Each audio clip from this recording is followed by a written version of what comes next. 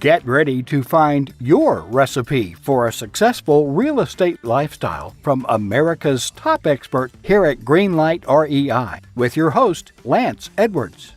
Well, hello everyone. Hi, this is Lance Edwards, and welcome to today's training. We've got a really special treat for you on this Ask Lance session. We've got a topic that I know is dear to everyone's heart. It's on the topic of funding, and there's no better time to be buying apartment buildings than right now. And we've got on the call today the gentleman who's going to help you do that with non-recourse financing. We talked about going in leading up to today. And but before we do that, I got people coming on the webinar, so I'm going to give them a chance to get settled here. This is going to be a 60-minute session, and it's live with Q&A. If you're with me right now, it is 3:01 Eastern time, and but in any event, this is going to be live Q&A. Many of you have already submitted questions. At any point, you may submit your questions, and which my guest will be answering that for you. And to do that, there is in your control panel for your webinar, there's a box, a chat box, or a question box. You can enter those questions, and I'll be looking at those and feeding them to our guest. He can look at them as well himself. So that's going to be the process today. And before we get in there, I got a bonus for you for showing up today. Talking about apartments. Make sure you have my book. I'm going to give it to you for free. It's my best-selling book, How to Make Big Money in Small Apartments. Make a note of this URL, www.freeapartmentsbook.com, freeapartmentsbook.com, which lays out for you basically the step-by-step of how to do this. And then with this call today, we're going to be plugging in a very, very important arrow in your financial quiver. So freeapartmentsbook.com, and that's my bestseller. We sell every day on Amazon, and you just pay the $6 shipping and handling. We'll send you the book and some other resource materials. All right, so got that commercial out of the way, and so today's topic, and how to purchase or refinance small apartments with non-recourse financing. You obviously saw this coming in leading up to this event, and here's our special expert guest speaker today, Mr. Jeffrey Platt. He's with Arbor, one of the leading, not the leading, agency lender for the programs he's been talking about today. And what we're going to be doing, I'm going to be interviewing Jeffrey on some key questions I know that you have, and then anything that I miss, you're going to submit your questions. So that's going to be the process today. So with that, Jeffrey, welcome to the Ask Lance session. Great to have you here. Thank you so much, Lance. I appreciate the invite. And you've got really great stuff to offer. You got great credentials in this space. Jeffrey, if you wouldn't mind, real quick, giving everyone your background, your bio, and what leads to you at this point, talking about multifamily lending. Sure, thanks. I've been at Arbor just shy of 9 years now. I started my career at Arbor as an analyst, actually, on the underwriting and credit side. I was analyzing the deals, looking at rent rolls, income and expense, looking at financials, looking at credit, actually touring the properties. I was touring throughout the country, traveling East Coast, West Coast, North, South, submitting deals to loan committee. And then I started transitioning into origination and sales. When I noticed I had a knack and developed relationships with the clients and the borrowers. And that's when I transitioned over the last 4 years, into sales and origination. And I was able to kind of marriage my, knack for sales, my knack and my relationship with my clients, with my ability in credit and understanding how to structure the deals. And essentially, I get a pleasure out of helping my clients navigate the agency lending process. And that's essentially my background at Arbor. I've been doing it, like I mentioned, for about 8.5, close to 9 years now. All right, super. Now, in a minute, I'm going to ask you to go ahead and define this agency lending, because I've dropped the label now. You've dropped the term. And then from there, I've got And are you on the webinar, or are you just on phone? Can you see my slide, Jeffrey? I can see everything. Okay, super. Well, here's some topics I want to talk about, and I know this is of interest to everyone on this session today. So maybe let's start off. We're talking about agency lending. Why don't you start off and explain that for everyone, if you would, please? Sure. Okay. So an agency loan is essentially what explains the different lending programs provided by the Fannie Mae, Freddie Mac, and HUD programs. They're called agency loans.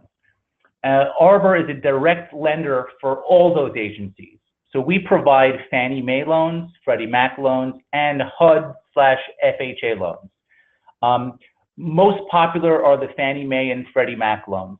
And it just so happens actually that Fannie Mae just released their awards for year-end 2018. For the 12th year running, Arbor was a top 10 Fannie Mae lender, top 5 small balance lender, and top 5 green Fannie Mae lender. Just thought I'd throw that in. Congratulations. Thank you. Yeah, congratulations. We're also a top 5 Freddie Mac small balance lender as well. So when I say agency loans, it refers to Fannie Mae, Freddie Mac, and HUD because they're called the agencies. So that's what agency loans are. If you want, Lance, because I can see your slides, I can just kind of go down the list if you'd like. You want me to go and kind of move on to next? That'd be good. That'd be fine. Jeff, one thing, go ahead. You mentioned small balance. Go ahead and mention that in the context of your explanation as well. Sure. So the agencies offer within the agencies, and specifically when I'm going to talk today is because we are going to focus more on the small multifamily projects. So within the agencies, they offer different types of products. And small balance, conventional, green, affordable, military housing, student housing. There's a whole host of different products that they offer. So what we're going to focus more on today is probably more on the small balance loans. So small balance loans generally they usually start, like for instance, Fannie Mae, their minimum loan balance starts at $750,000, and it goes up to maxes out at about $5 million. And conversely, Freddie Mac's small balance loan program starts at $1 million, and it maxes out at about $7.5 million. And a small loan, a multifamily property, according to the agencies, and when I say agencies, I mean Fannie Mae, Freddie Mac, and HUD, it's considered a property that has 5 apartment units or greater.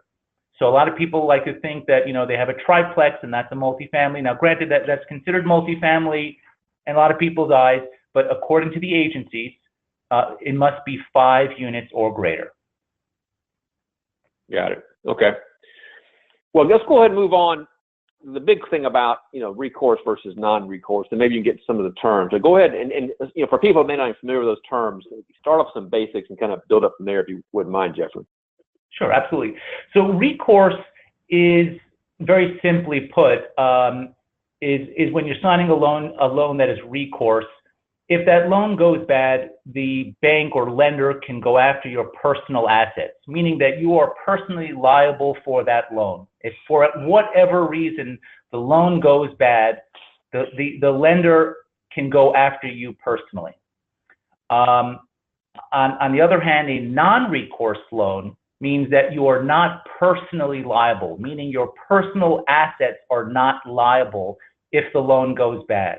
Now, that being said, it means that the lender or the bank can only go after the asset that is being secured by the loan, and that is the difference between a recourse loan and a non-recourse loan. And again, recourse meaning that your personal assets are essentially secured by the loan as well, or not necessarily secured. I shouldn't say that, but a recourse loan that the lender or bank can go after you personally, and a non-recourse loan, the bank or lender can't go after your personal assets, and that's the distinction between recourse and non-recourse. Now, I'll take you one step further.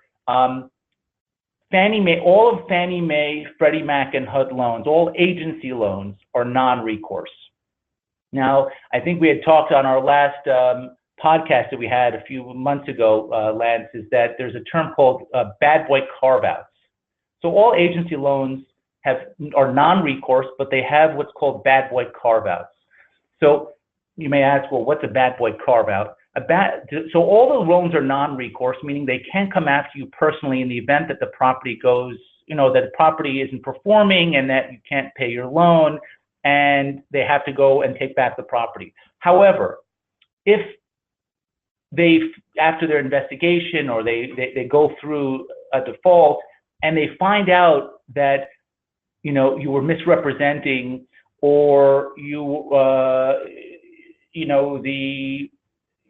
I guess essentially that you were misrepresenting the financials, you were hiding some information, you misrepresented the leases, you misrepresented income, that's considered a quote unquote bad boy.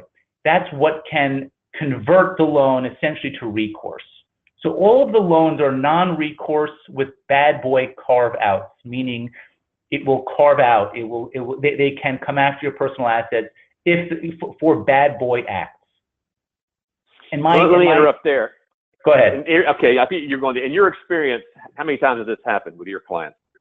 Never. I've never, in my experience, in all my 8.5, close to 9 years, as an underwriter in my credit side, and as an origination on the sales side, have even come to close to an experience of having an issue where a deal went sideways, and even then, never had an issue where someone had to have a bad boy carve out. So that being said, never had that come to an issue for me.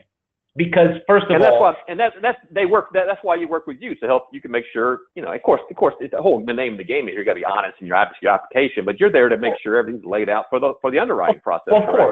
Of course, and that's also what I bring to the table as well, is that every deal that I work on from an origination, point of view, is that I bring that credit background, and I'm here to help, like I mentioned earlier, to navigate, to help my clients navigate the process, to help them present the information correctly to the underwriter, to help them navigate that process properly.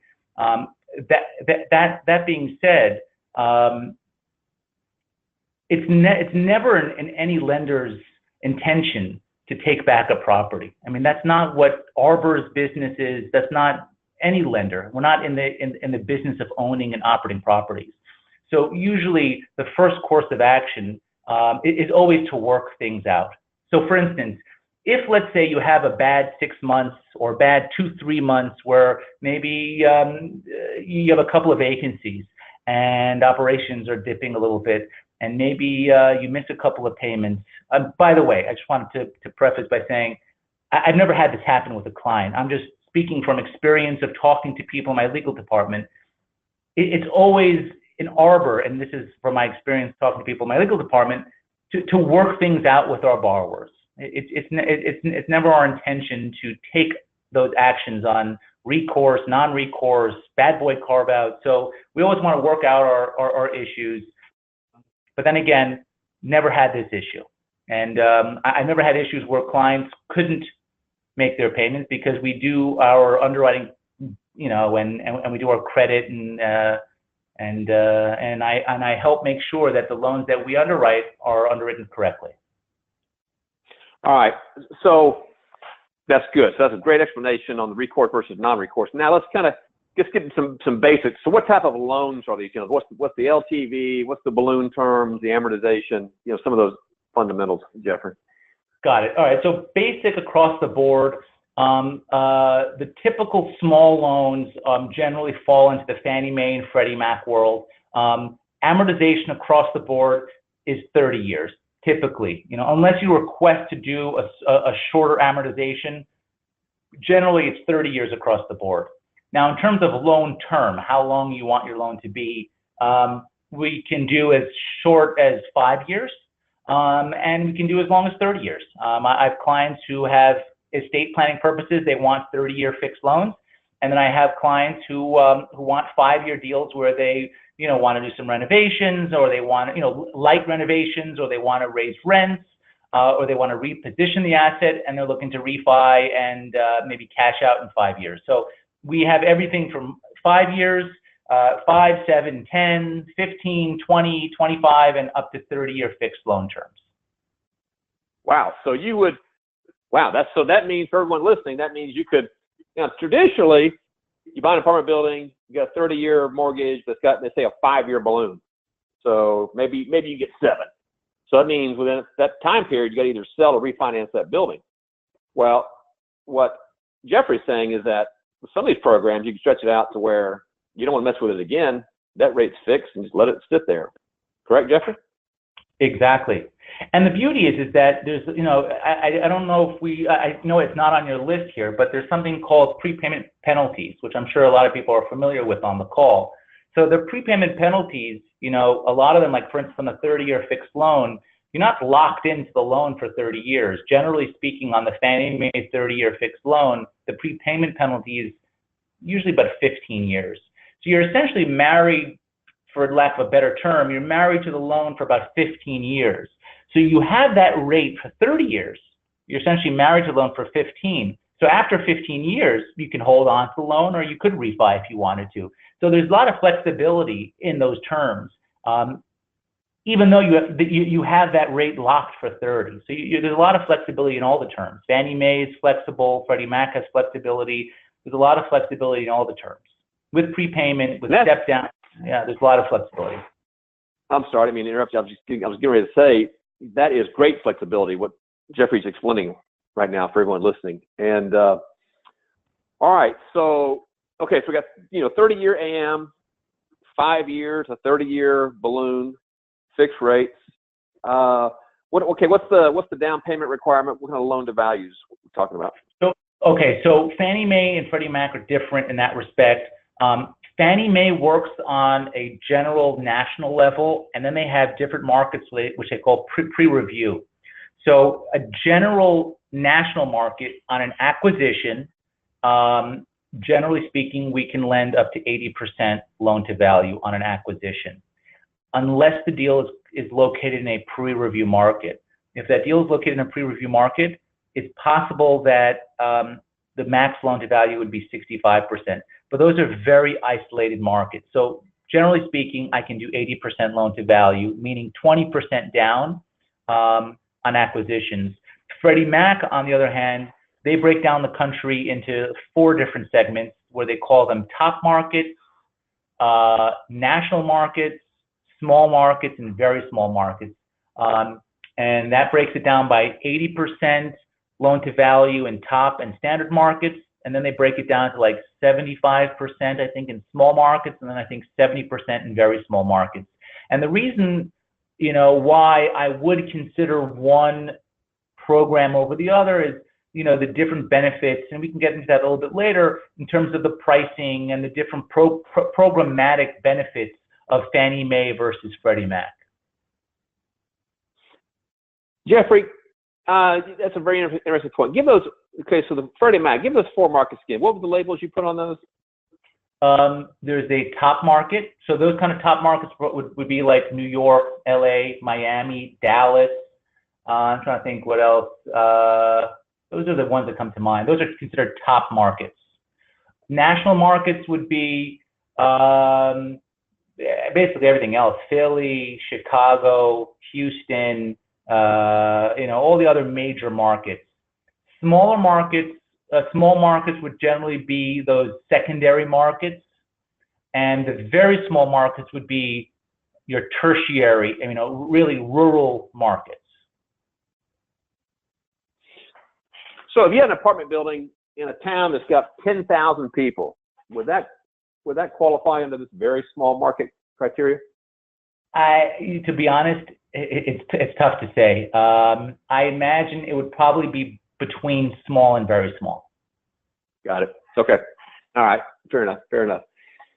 Okay. So. And by the way, sorry to interrupt, but by the way, Freddie Mac updates their guidelines on their markets every quarter. They'll change them based on their portfolio. If they have too many deals in certain markets, they may change it. For instance, Dallas was considered a national market when the program rolled out, and just last quarter is when they considered it a top market. So they do change them from time to time. So, you know, a market that may be considered a small market one quarter may turn into a national market in next quarter. So they change from time to time. Well, I was going to say, I guess I'll bring it up now. When you put Dallas as a top market and Houston as a national market, I got some folks in Houston just took exception to that, I imagine. I know. I understand wholeheartedly. And the funny thing is that Houston used to be a pre-review market with Fannie Mae, where we wouldn't be able to go to 80% loan to value on an acquisition. We were capped at 65%. But that all has to do with, you know, the agency's portfolios of loans in those markets and the credit risks. And, you know, obviously oil has to do with that. And, you know, there's a lot of different factors that have to go into it. But then again, my hands are tied because Arbor is a direct lender for the agencies. So we can't tell the agencies what to do. It's kind of the other way around. They tell us how you know, what the programs are. I understand. So, and by the way, that means, you know, for anyone listening, they can't go to Fannie Mae or Freddie Mac. They've got to come through an agency lender like you. This is your job to help navigate them through the process, right? Correct. There's no way for an average borrower, not an average, any borrower to go direct to Fannie Mae or Freddie Mac. They must go through a direct lender like myself. Okay.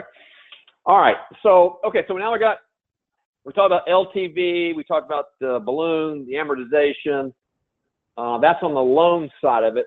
So on the borrower side, Jeff, let's talk about, you know, what the qualifications are with regards to experience, credit, other parameters, and so everyone can be familiar with that. So just real quick, a sponsor, the requirements of a sponsor are you need to have a net worth equal to or greater than the proposed loan amount. You need to show liquidity equal to or greater than 12 months of P&I on the proposed loan.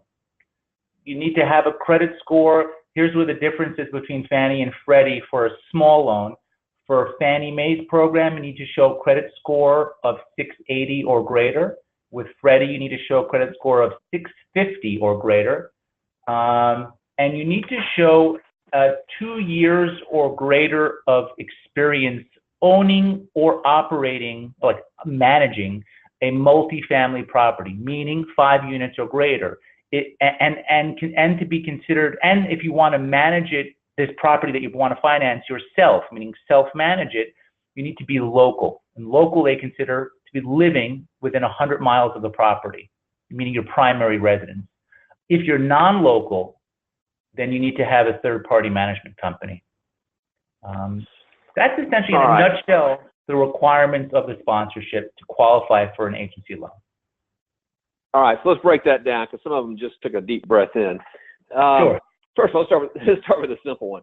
This is just a general question I have. What bureau, when they say a credit score, what bureau are they looking at? How does that work? Explain to everyone this credit score checking. Sure. So I recall, it's been a while since I was in underwriting. I think we run the Equifax, and I think it's the FICO and the Fair Isaac, and then there's another one bureau that we run. So it's the middle score of the 3 agencies that we run. So it's the middle score that we're looking at. So for instance, if you have like a let's say that you wanted to apply for a Fannie Mae loan, right? And a Fannie Mae loan, you need to have a 680 score or better. So let's say your 3 scores were 720, 690, and 670. You would qualify because your middle score is 690. So that's how we look at it.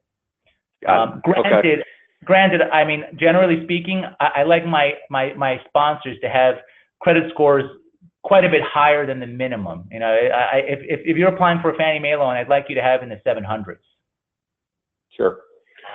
Okay, so now let's say there's something that got 2 years of experience. For someone that's new, starting out, how do they check the box on that when they have 0 years experience? Can they bring in a partner? What are their options there? So you can bring in a partner who has at least 2 years of experience owning or managing, or B, you have to live within 100 miles of the property, and you must have a third-party manager. Because if this is your first property, chances are you're gonna want to hire a manager anyway, because you don't know how to, this is your first property. you're going to want to hire a manager anyway, but the requirement is that you must be local as well. So, and chances are, if this is your first deal, you're not going to buy a deal that you live 300 miles from and that you can't keep an eye on. So the requirement is, if you do not have 2 years of experience, there's 2 requirements. You must be local and you must hire a third-party manager. So that's how you get away with not having the 2 years experience. All right, that's good to know. Okay, so everyone make sure you got, so the first deal, if the property is within 100 miles of where you live, you hire yourself a third-party manager, which I tell you should do anyway, and you'll check the box on that requirement. All right, now the net worth one. That's where a lot of them, I could hear it over the phone. I could hear it over the lines here on the net worth, where the proposed loan amount. So if someone doesn't meet the net worth requirement, can they bring a partner in for that portion as well, Jeffrey? Yes, so we look at it as, and I hear you 100%. On the smaller loans, sponsors, sometimes won't meet that net worth requirement. And yes, we look at it individually, but we also look at it combined with your partner. So if you have a deal where you own a property, or you plan to own a property 50-50 with your partner, and combined your net worth is equal to greater than the loan amount, then you would, as partners, qualify for the loan. As long as both of you are signing the loan docs, you would both qualify for the loan. Does it have to be 50-50, or can it be more heavily weighed towards the one who actually went out and found the deal? It can. That's fine. Yeah, it can. It could be 40-60. It could be 70-30. It doesn't have to be 50-50. It can be either. I mean, I was just making it up just to make, just to give an example. It can be however split you want it to be. If you want to be the managing member because you're the one in control, and you're bringing on another sponsor to be to add financials, to add his financials to the deal, to add the net worth. You can even add them in as a 15%, partner, or 10% partner, but they must sign the loan docs. You can't just add them in and say, yeah, here's my partner. He's going to own the deal, but he doesn't want to sign the loan docs. That person must sign the loan docs. But they're still signing as a non-recourse borrower, subject to the carve-out, bad boy carve-out. Correct. Everything is non-recourse. Yes, everything is non-recourse. Now, on the net worth, because we've got a lot of clients, probably some, I'm sure, listening right now. They live out in California. They got a lot of their net worth tied up in their home. Does that, let's ask this, here's a question. What qualifies as net worth? Everything counts towards your net worth. So when I work with, especially, like I said, especially on smaller loans where net worth can be borderline, the loan amount, everything counts towards your net worth. Now, I don't want to get nitpicky here, but I've had people put together a PFS, a personal financial, where they included their automobiles, their boats, their artwork, their jewelry, 401ks, IRAs, present value of their life insurance, their their children's college tuition funds. I mean, everything that's that you own is part of your net worth. Now, let me just be clear. Your liquidity, we can only count cash in the bank or stocks and bonds. IRAs and 401ks or retirement accounts cannot be counted towards your liquidity. Okay. And that could be filled in with a partner as well. Is that true? Yeah, of course. It's the same thing with the net worth. So if you have 2 partners, we count their liquidity combined. All right, excellent. Okay, so good. So all right, so everyone, let's just recap. So you got the borrower. Now it's non-recourse, but there's still borrower requirements that you got to satisfy. They're both credit, experience, and financial. If you have a gap in one of those, you do what we always teach. You go find a partner to fill in that gap and get you into your first deal. So now you've got experience. Now and by the way, your net worth just went up too, by the way, when you bought that building. So this is how you get started. And all along, it's non-recourse. Now, did I summarize all that properly, Jeffrey? Yeah, and let me just add really, really quickly why. A lot of people ask, well, why are there such heavy requirements on the sponsorship with net worth and liquidity? And it all boils down to the non-recourse nature of the deals. At the end of the day, it's the property performance that Arbor and Fannie Mae and Freddie Mac are concerned with.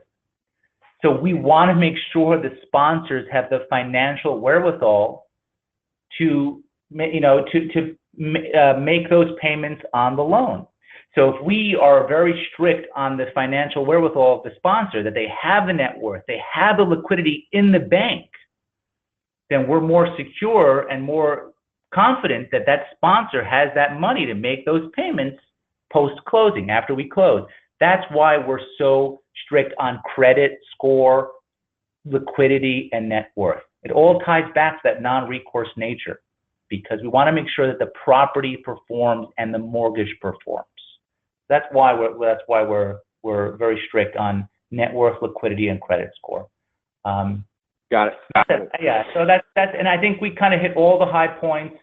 We can get into specifics when people ask questions, but all the high points we hit nail on the head. If you want to get into like qualifications for the property, very, very quickly, a requirement, and this is very key for small loans, it's the rule called 90 for 90. And this goes for both Fannie Mae and Freddie Mac. The 90 for 90 rule is you need 90% physical occupancy for 90 days prior to closing. So that means you need 3 consecutive months prior to closing of 90% occupancy or greater. So if you bring me a deal that is 75% occupied, it will not qualify. So that's why sometimes on these smaller deals, it's tough. If you have a 6-unit property and 1 unit is vacant, it's tough. It's tough for me. And that's why on these smaller deals where you have 30 units and 1 or 2 go vacant while you're underwriting, you can deal with that. You can manage that. So that's a requirement. There's no ifs, ands, or buts about that. It's 90 for 90 is a very hard rule for them.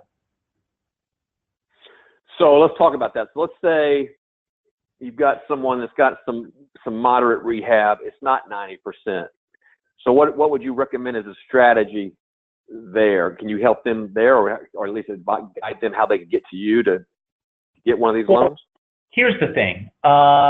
Because the rule is 90 for 90 by closing, once you hit 90% occupancy, then you can come to me, because once you come to me, that's your first month. And the loan process takes 60 days, right? And as long as you maintain 90% plus occupancy during those 2 months while the deal is in underwriting, then by closing, you'll have reached your 90 for 90. There's nothing I can do with a deal that is not 90% plus occupancy beforehand. And in that case, I mean, if you really are doing work to the property, that would most likely fall into a category of a bridge loan. And that's a different animal. That's not agency. That's a bridge loan. But if you're wrapping up renovations and you're starting to lease up and you just hit 90% occupancy, that's when you can give me a call and I can start working on your deal, because you've hit that first month, and then we can get and achieve the next 2 months while we're in underwriting, so that by the time we close, we have that 90 for 90. That's a good practical way. So let's talk about that, Jeffrey. So let's say someone has a property that's 75% occupied, needs some work. They acquire it with a bridge loan, and they're going to do the work, and they want to refinance their way out of it. We haven't talked about refi yet. So let's explain refi using these agency loans. Well, I mean, refi with agency loans is they always, well, actually, I shouldn't say always, but generally speaking, max leverage is 75% loan to value on refis. Within a year of ownership, though, they will hold you to max 80% though of loan to cost. There's a whole phenomenon of loan to cost versus loan to value. That's also something you have to be aware of. A lot of people may buy a property off market, and they put $500,000 into it or whatever they'll put into it, renovate them, rent it up, boost the rents up, all within a year, and double the value of the property. And then they'll come to me and say, Jeff, I want to cash out. And I'll say, well, I'm sorry, the agency rule, meaning Fannie Mae and Freddie Mac and HUD, is that within a year of ownership, they will hold you to 80% loan to cost. Loan to cost being your purchase price plus any capital improvements you put into the property, regardless of your value, regardless of the appraisals. If you bought it for $500,000 and now it's worth $1 million, I can only lend off of that purchase price of $500,000. So that's something to consider. After a year of ownership, that loan to cost constraint goes away. However, Arbor as a lender, we don't lose our credit, mind after a year. I mean, there is definitely a credit committee here. We're definitely sensitive to cashing people out beyond their equity. We want people to have some hard equity in the deal, within the first year, 2, even 3 years of ownership. So that being said, after a year of ownership, we're probably not going to go beyond 100% loan to cost. Even if the value comes in well beyond his purchase plus capital improvements into the property. You're probably looking at 95, maybe to 100% loan to cost within a year of ownership. Now, if you've owned the property 3, 4, 5 years, loan to cost is really not a concern anymore, and it's more based on the appraised value. And in that case, refinance cash outs, generally speaking, have a max 75% loan to value on refi cash outs. Got it. Okay. All right. I'm the moment here. I'm going to open up for some questions. But before I do that, Jeffrey, is there anything you want to say that I have not asked you about? Just very, very quickly, I'm going to mention this, is that for 2019, the agencies are they're pushing, and I think I mentioned this to you a couple of months ago when we spoke last, Lance, is green products and affordability. And a lot of the smaller deals in these secondary markets and even tertiary markets definitely qualify for the affordability. And affordability meaning not that you have a HAP contract or a LURA or some kind of a deed restriction on your property, but if your rents fall below a certain threshold of area median income, which may be confusing, but I run it in a calculator, you can get some serious pricing breaks on your rate, which can result in significantly higher proceeds on your loan. So that's a big buzzword for 2019 for both agencies. They want to, quote unquote, have these affordable loans, workforce housing affordable loans.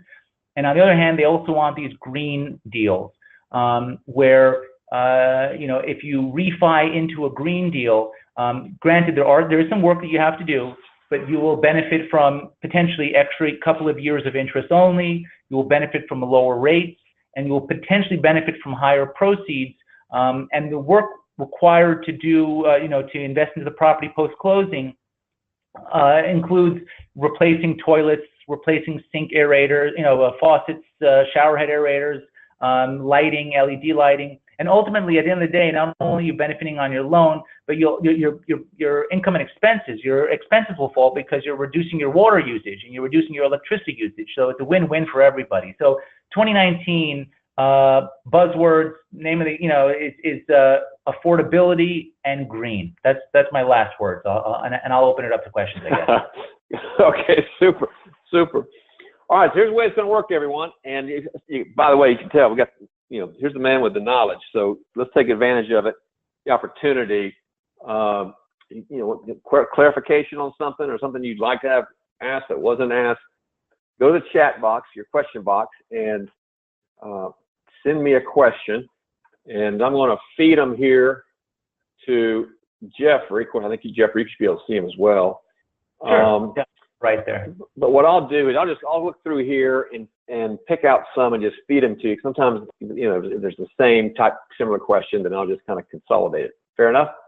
Sure, no problem. All right. Well, here's one. We already answered this one. What does HUD consider a small balance loan? So we covered that. Let's go and say it again, if you wouldn't mind.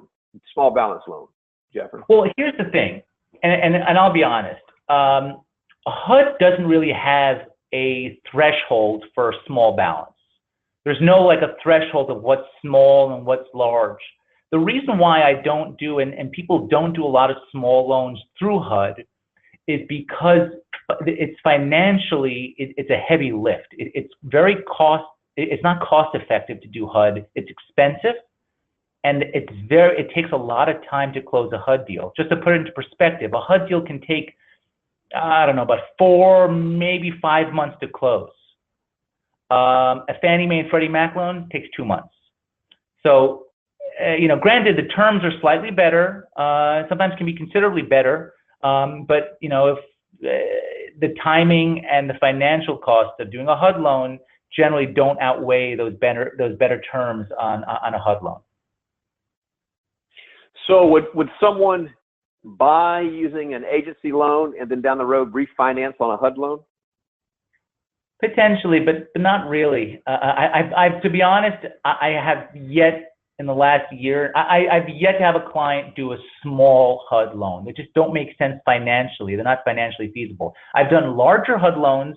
Usually the HUD loans don't make sense unless you're doing, 8, 9, 10 million plus, because like the app fees and the costs of doing them and the processing fees and the whole process and the timing, it doesn't make sense. So okay. Personally, my clients just don't do it. It's more cost effective to do Fannie Mae and Freddie Mac, not only for timing but and the costs are just it's much more cost effective to execute Fannie Mae and Freddie Mac for small loans. Got it. Okay. Well, great, because you just answered another question that was already up here. I just want to let Brent had put a question. Would like to hear about the time it takes to get a deal closed. Well, I think you just covered that. That's good. Let's see. Oh, I'll throw it in there. I'm doing deals now in 30 days, but that's like if you're super fast, like Superman. I mean, I've closed Fannie Mae and Freddie Mac small loans. I'm actually doing 2 now in 30 days, but generally speaking, it takes about 60 days from start to finish. But I've done them, as like I said, in as short as 30 days from app to close. All right, everyone here's 60. You didn't hear 30. Here's 60. Yeah. That's great, Jeffrey. All right, here's a question from Rex. This is on the property manager. You're talking about that. He's kind of a 2-part question. Do they have your property manager? Do they have to be a quote certified property manager, or could I use a relative to manage property? So that was actually I'm glad someone asked that, because I wanted to actually mention that when we were talking about managers. So when we were talking about your first deal, let's say you don't have the 2 years experience, but you are local and you do need a manager. Now, when I was saying you need to have a third party, now third party is kind of a gray area. Does it need to be like a professional company with a with a major office that manages 10,000 units? No. Does it need to be somebody who has experience and can provide a resume that they manage a few different apartment complexes? Yes. Can that be a relative? I don't see why not. And I have seen that in the past. For instance, I closed a deal last year with a guy's first multifamily property. He bought the deal and inherited the property manager who happened to be living on site. And that was the only property he was managing, the one he was living on site. So what was his resume? That he managed that property, but he was living on site, managing it for, I think, 3 or 4 years. And we got that approved. Now, granted, he wasn't a family member, but I don't see why a family member who has the experience and can show that on a resume that he manages, 3, 4 properties or 2 or 3 properties and can and has that resume to back it up, it wouldn't be a problem. We're not going to ask and require a major monster third-party management company to come and manage a small, 15-unit property. We're not going to make you do that. Right. That makes sense. All right, but I got some questions. A number of people asking for your contact information. Let's go ahead and get that out. We'll do it again. But now, Jeffrey, we should, but to be fair, I'll say it. Now, guys, if you don't have a real deal or don't have a real deal, you don't need to bombard this man. But if you've got something of substance, I'm sure wants to hear from you. Now, that's Lance Edwards' perspective. I'll let him say what he's going to say. But Jeffrey, give your qualification. What are you looking for as far as candidates for clients, and how do they get a hold of you? Sure. You can email me at gplatt, that's GPLATT @arbor.com. And I'll be honest, I'm very open to talking and chatting. I mean, it's not that easy during the day. Obviously, my phone's ringing off the hook. I'm busy with a quite robust pipeline that I'm very fortunate of. But to look at a deal, really all I need is a current rent roll of the property and a current income and expenses of the property, or a budget, a pro forma. If you're looking to refi, that's easy. Now, if you're looking to do an acquisition, generally, I'd like you to be a little bit far along in the bidding process.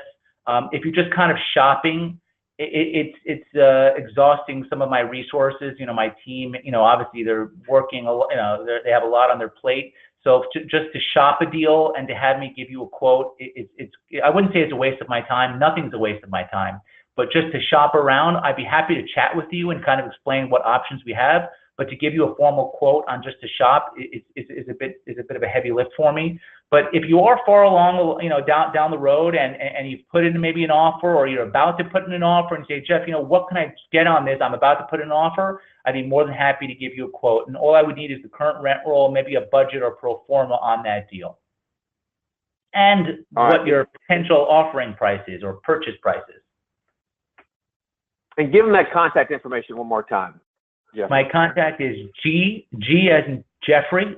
I spell it with a G, or in George. G as in George. G, P as in Peter, L as in Larry, A as in Apple, T as in Thomas, T as in Thomas, at Arbor, ARBOR.com.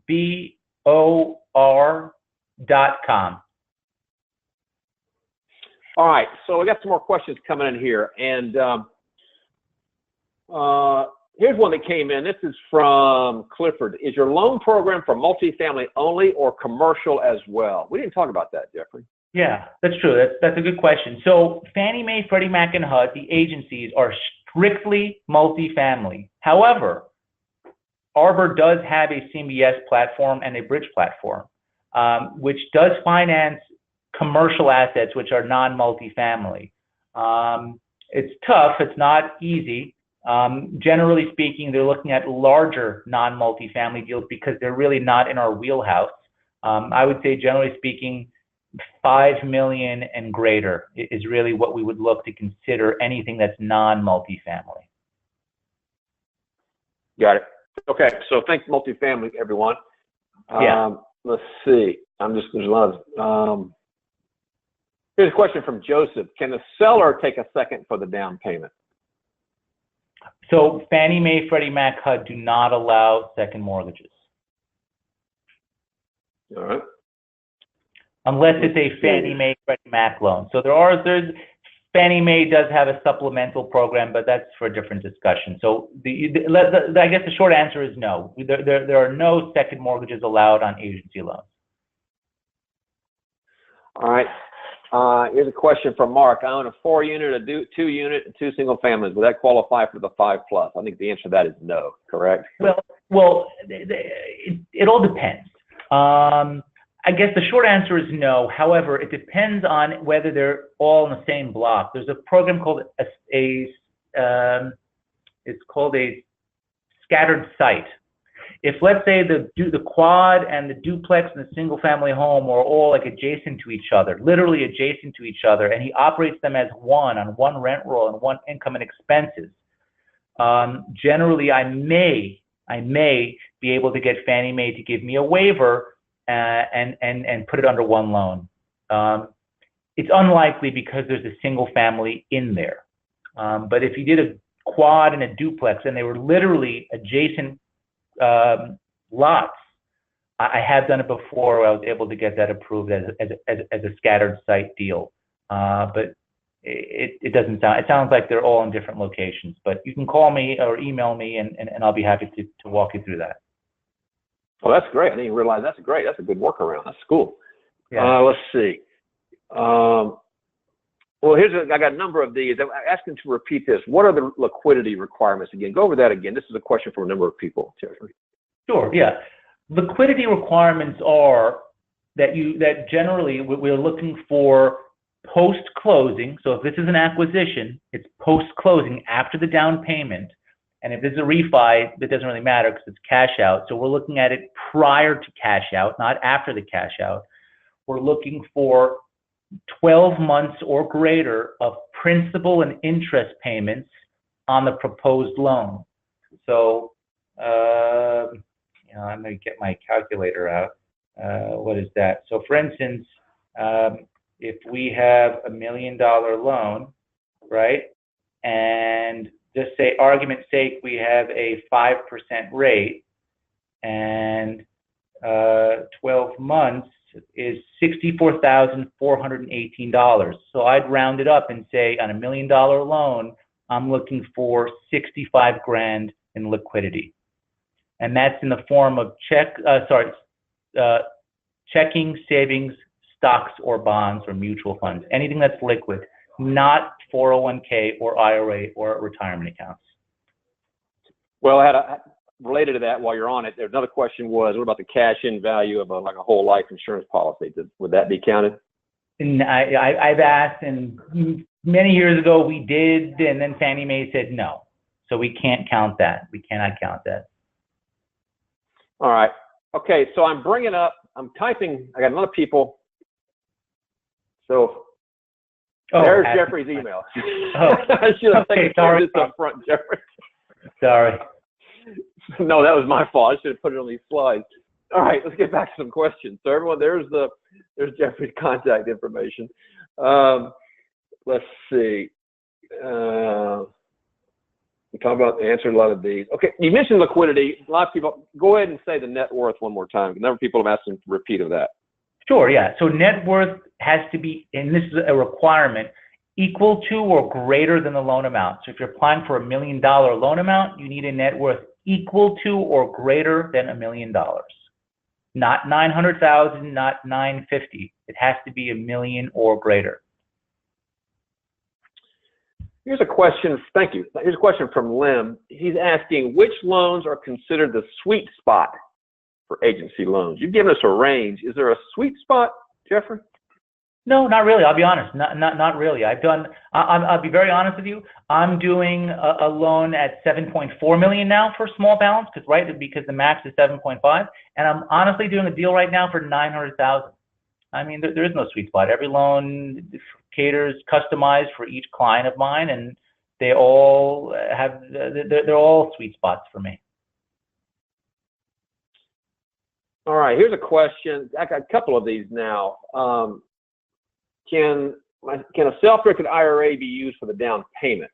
Well, I guess, first of all, if it's your self-directed, you can't do that. But what about somebody else's self-directed, Jeffrey? Yeah, I mean, the down payment, I don't really care where the money comes from. I mean, that doesn't matter. I don't care where the cash comes from for the down payment.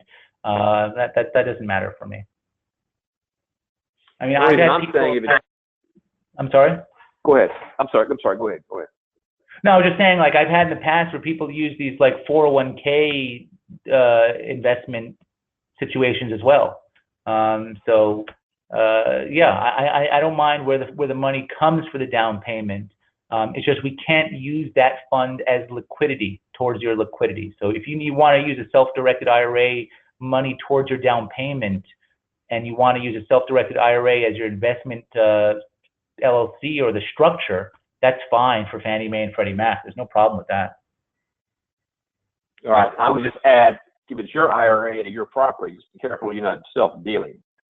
So you make sure you check with your IRA custodian on that. You could cash it in and certainly use it as a down payment on your own property. But check with your custodian on that one.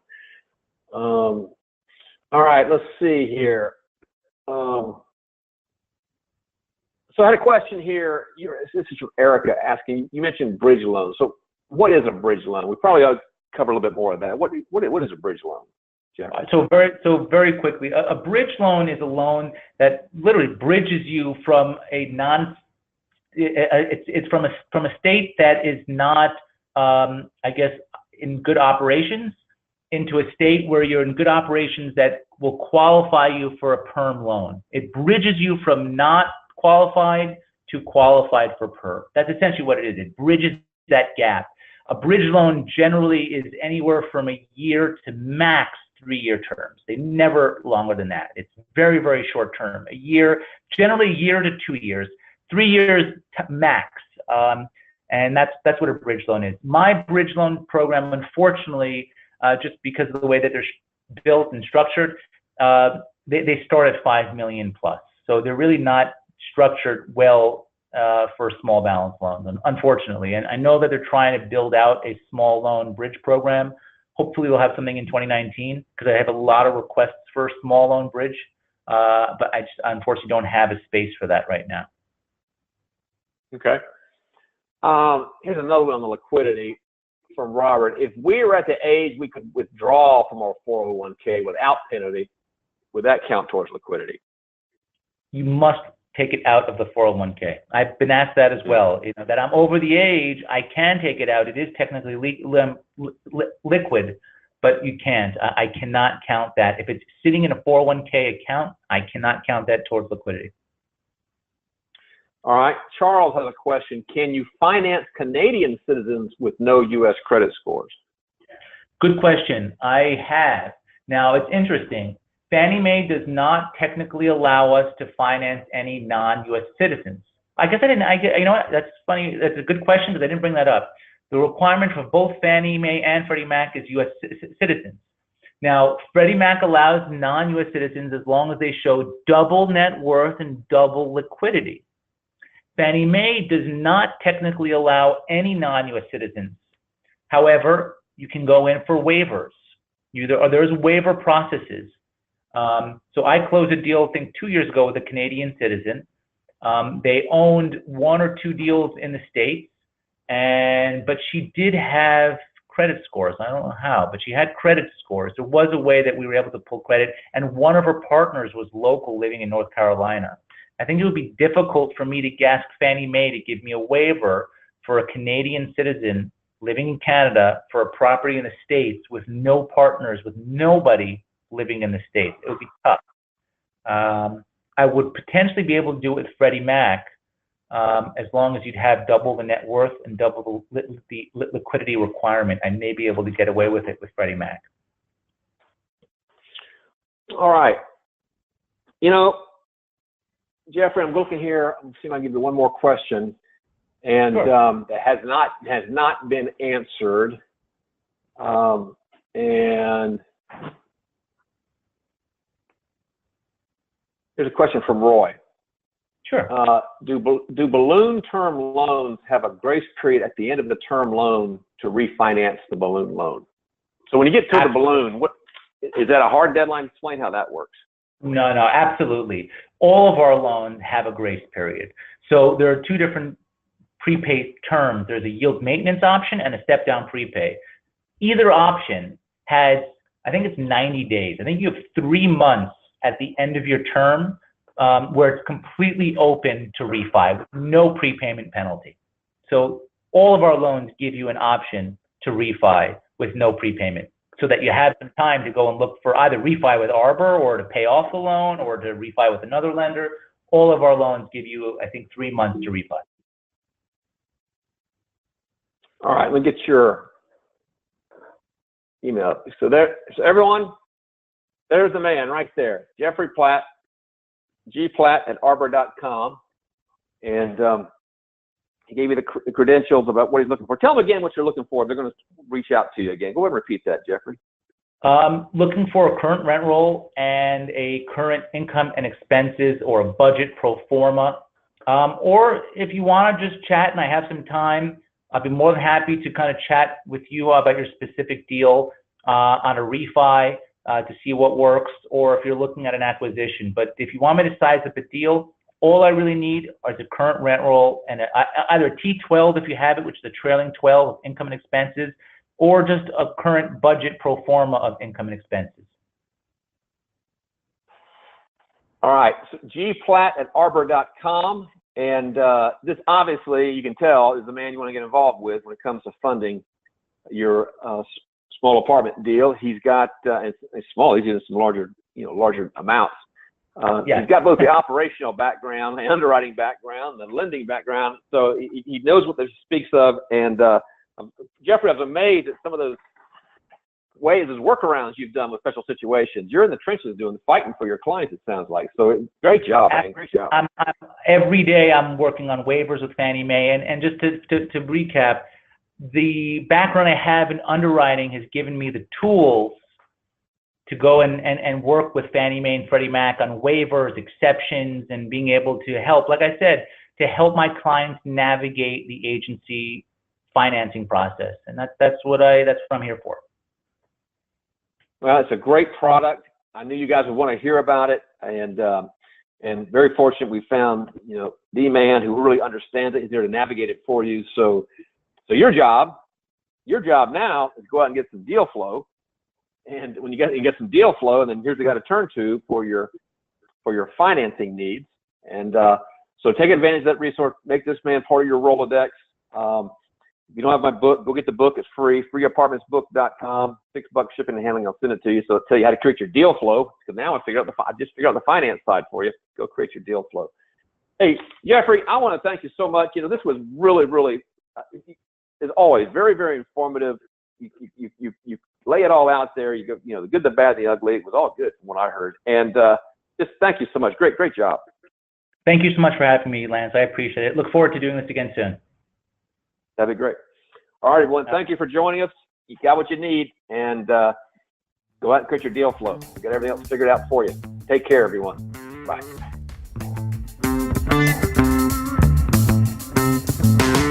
You've been listening to The Expert with Lance Edwards. Let us now blatantly and shamelessly bribe you toward creating your own real estate lifestyle by offering you a whole bunch of free stuff. Go to greenlightreinvesting.com and get you some free stuff and this session's show notes.